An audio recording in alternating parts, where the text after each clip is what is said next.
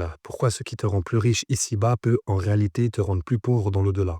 Pourquoi l'islam affirme-t-il que certains gains visibles sont en fait des pertes invisibles? Quand on parle d'argent, notre intuition humaine est simple.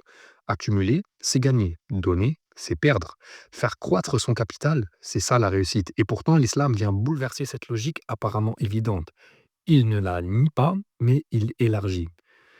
Ma thèse est claire. Ce qui augmente ton capital dans la vie présente peut être un facteur de destruction dans la vie future, tandis que ce qui semble diminuer ici-bas est en fait ce qui l'enrichit réellement. Mon premier point est que l'islam ne conteste pas ce que tu observes dans la dunya. Oui, le riba enrichit matériellement.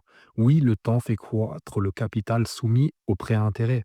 Oui, prêter avec du riba produit une courbe ascendante, stable et prévisible. L'islam ne te demande pas de fermer les yeux sur cette réalité. Il reconnaît pleinement l'efficacité du riba dans le monde. Mais ce que l'islam remet en question, ce n'est pas le gain visible, mais sa signification réelle. Le riba permet au capital de croître sans effort productif, sans risque réel, simplement parce que le temps passe. Autrement dit, la richesse ne dépend plus de la création de valeur, mais de la possession elle-même. Ce mécanisme est efficace économiquement, mais profondément trompeur spirituellement. Il donne l'illusion que le temps travaille pour toi, alors qu'en réalité, il travaille contre toi. Lorsque l'on intègre El Akhira dans l'analyse, tout s'inverse.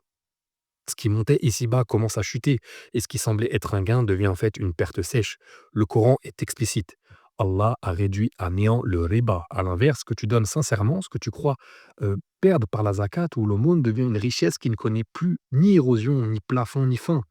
Et ce n'est pas une métaphore morale, c'est un changement de dimension comptable.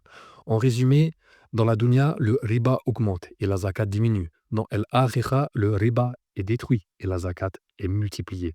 Ce que tu perds ici-bas n'est pas détruit, il est simplement déplacé.